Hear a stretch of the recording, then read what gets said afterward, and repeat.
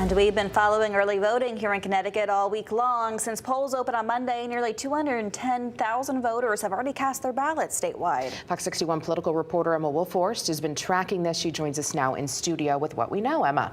Sarah, Bridget, you may have seen some of those long first day lines as more than 56,000 people showed up across the state just on Monday to vote early. While crowds have died down and waits have shortened, election officials tell me enthusiasm is still high, and now some concerns about whether this high turnout might be a strain on the state's poll workers.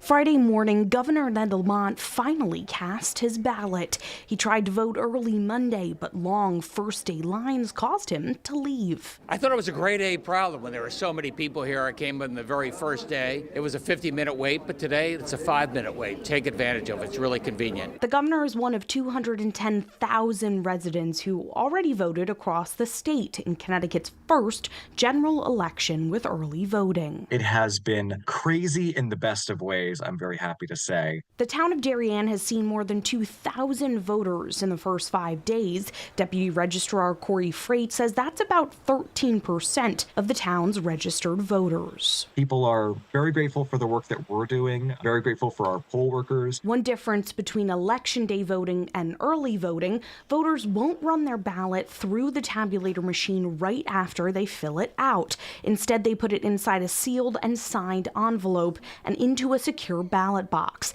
This is because none of these votes will be counted until Election Day, November 5th. Not counting those ballots right away through a tabulator is for the security of those voters. It ensures that we do not have an active running tabulator in the poll site for 14 days straight over weekends and overnights. There are some concerns, though, about the sheer number of ballots election workers will be tasked with opening on November 5th.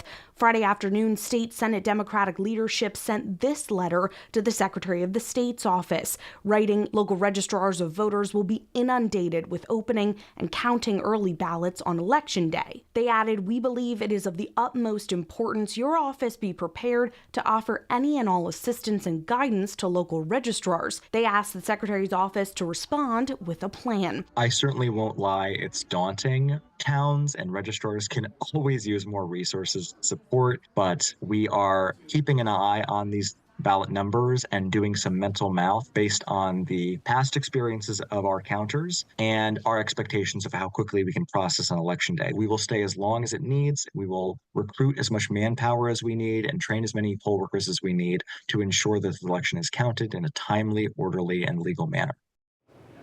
And if you haven't already taken advantage of early voting just yet, you still have a whole week left to do so, or you can always vote, as always, on Election Day, Tuesday, November 5th. In the studio, Emma Wolforst, Fox 61, Connecticut's news station.